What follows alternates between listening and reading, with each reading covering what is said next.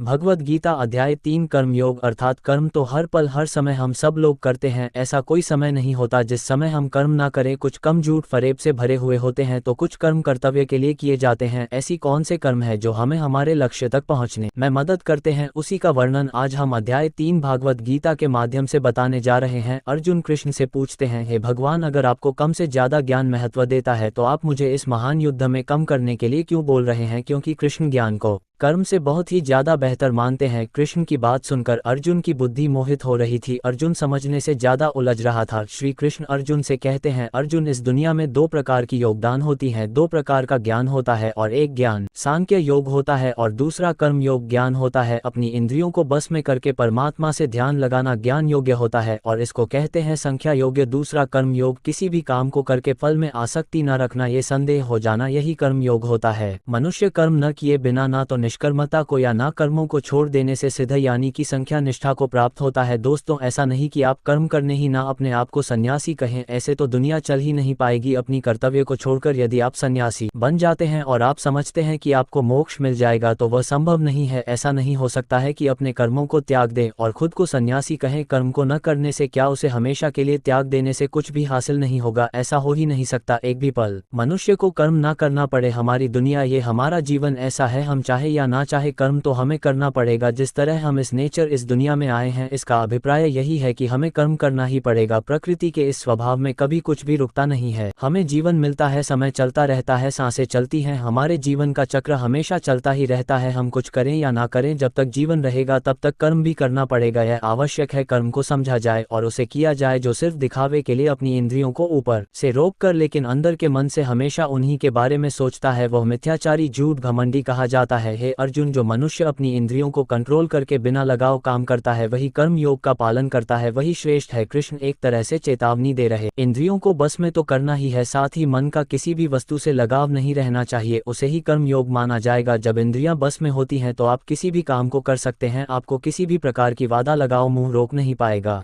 अगर आपके इंद्रियां बस में नहीं है, स्वादिष्ट खाना, सुंदर स्त्री, जो भी आपको पसंद होगा वह आपको आपके काम करने से रोकेगा। है अर्जुन, तुम खाली अपना कर्तव्य निभाओ, क्योंकि कर्म ना करने के मुकाबले कर्म करना बेहतर है। कर्म ना करने से तेरा जिंदा रहना भी तो पॉसिबल नहीं है। अर्थात तू अपने शस्त्र उठा और युद्ध करो, अपना कर्तव्य निभा। एक क्षत्रिय के लिए सबसे पहले उसका कर्तव्य होता है। अर्जुन, इस समय तुम्हारा कर्तव्य युद्ध करना है। यज्ञ वह होता है जिसमें सब शामिल होते हैं। यज्ञ में किए जाने वाले कर्मों को कर्तव्य मानकर युद्ध करो। इस समाज के लिए अपने कर्तव्य को पीछे मत हटना दो। अर्जुन, तुम अपने शास्त्र उठाओ और युद्ध करो, जिससे समाज का भला होगा। अगर हम सब अपने काम को यज्ञ समझकर सम्मान पूर्वक करें तो सबका भला होगा। ऐसे ही आप निर्धारित कर्म मानिए। प्रजापति ब्राह्मण ने इस दुनिया को रचकर एक यज्ञ किया, तुम लोग इस यज्ञ द्वारा इस पृथ्वी को प्राप्त हो। ये युग तुम लोगों को इच्छित भोग प्रदान करेगा। घरों में जो यज्ञ किए जाते हैं उसे धार्मिक इंपॉर्टेंट कामना समझकर उसे यज्ञ समझना चाहिए। यज्ञ हमारे संस्कारों का इकलौता रूप है। ब्रह्मा कहते हैं यज्ञ करके सभी देवताओं को खुश करना चाहिए और फिर वह देवता खुश होकर हम सब की भलाई करेंगे। इस प्रकार एक दूसरे को निरस्त भाव समझते हुए परम कल्याण को प्राप्त होगे। इसीलिए कुछ भी शुभ काम करने से पहले यज्ञ या ईश्वर का नाम लेना शुभ माना जाता। जब आप यज्ञ करते हैं और देवताओं की पूजा करते हैं तो देवता बिना मांगे यह आपकी सारी मनोकामनाएं पूरी करते हैं। यज्ञ से बचे हुए अन्न को खाने वाले मनुष्य को पापों से मुक्ति मिलती है। अगर अन्न खत्म हो जाए तो संपूर्ण प्राणी खत्म हो जाएंगे, क्योंकि उनसे सब उत्पन्न होते हैं। क्योंकि अन्न की उत्पत्ति बारिश होती है, बारिश की उत्पत्ति यज्ञ करने से होती है, यज्ञ की उत्पत्ति हम सब लोगों से होती है। अगर हम लोग यज्ञ नहीं करेंगे तो ये सब कुछ नहीं रहेगा। यज्ञ यानी कि ज्ञान वेदों से मिलता है। कर्म क्या है उसकी भी परिभाषा वेद से प्राप्त हुई है। वेद क्या है? तो परमपिता परमात्मा के द्वारा छोड़ा गया ज्ञान है। वेदों का ज्ञान तो हमें स्वयं ईश्वर से मिलता है। वेद से आगे और वेद से पीछे, वेद से बड़ा कोई भी नहीं है। इससे ये साबित होता है यज्ञ करने से भगवान से सीधा संबंध होता है। कृष्ण का रहे हैं अर्जुन, जो पुरुष परंपरा से नहीं चलता है, जो सृष्टि चक्र नियमों का पालन नहीं करता, अर्थात जो अपने कर्तव्य के नियमों का पालन नहीं करता, वह अपनी इंद्रियों के बस में ऐसे ही भ्रमण करते हुए पापों में चला जाता है और अपनी इंद्रियों के बस में रहकर मरता जी का मरता जीता बार बार यही चक्कर लगाते रहता है। उसे मोक्ष की प्राप्ति नहीं मिलती है। ग्रंथ और वेदों में जो नियम बनाए गए हैं उनका मतलब है, उन मतलब के अनुसार हमें अपने जीवन बिताना चाहिए। कृष्ण कहते हैं जो मनुष्य अपनी आत्मा में ही तृप्ति रहता है उसके लिए कोई कर्तव्य नहीं होता। ऐसे महापुरुष जो कर्म को जान चुके हैं उनके लिए आत्मा या कर्तव्य कुछ भी रहता ही नहीं है। विक्रम के बंधन से छूट चुके हैं, क्योंकि इस दुनिया और उसे ईश्वर को समझ चुके हैं, इनका स्वाद से कोई मतलब नहीं होता है। इसीलिए यह महापुरुष हमारे जैसे लोगों से एकदम अलग होते हैं, इन पर वह नियम लागू नहीं होते जो हमारे जैसे लोगों पर, दुनियादारी में लगे हुए लोगों पर होते हैं। दोस्तों, इसे ऐसे समझिए जैसे ईश्वर मिल गया हो, उसे और क्या चाहिए, वह कोई कम क्यों करें। हे अर्जुन, इसलिए अपनी आसक्ति को छोड़कर अपने कर्तव्य में लगे रहो, अपनी इच्छाओं और कामनाओं को छोड़कर अपने कर्तव्य के कर्म में लग जाओ। कर्तव्य का रास्ता आसान नहीं होता है, हर कोई मनुष्य सोचता है वह आराम करे, लेकिन कर्तव्य के आगे उसे कर्म करना ही होता है। कृष्ण अर्जुन से कहते हैं, अर्जुन, इन इंद्रियों से बेहतर मन है, मन से बेहतर बुद्धि है, बुद्धि से बेहतर और सबसे बड़ा आत्मा है। कृष्ण कह रहे हैं, अर्जुन, अपनी बुद्धि से अपनी आत्मा को कंट्रोल करो और अपने शस्त्र उठाओ और अपने दुश्मनों को मार दो। कहीं पर भागवत गीता का 3रा अध्याय खत्म होता है। आगे की जानकारी के लिए मेरे चैनल को सब्सक्राइब करें। वीडियो अच्छी लगे तो कमेंट करें, शेयर करें, लाइक करें।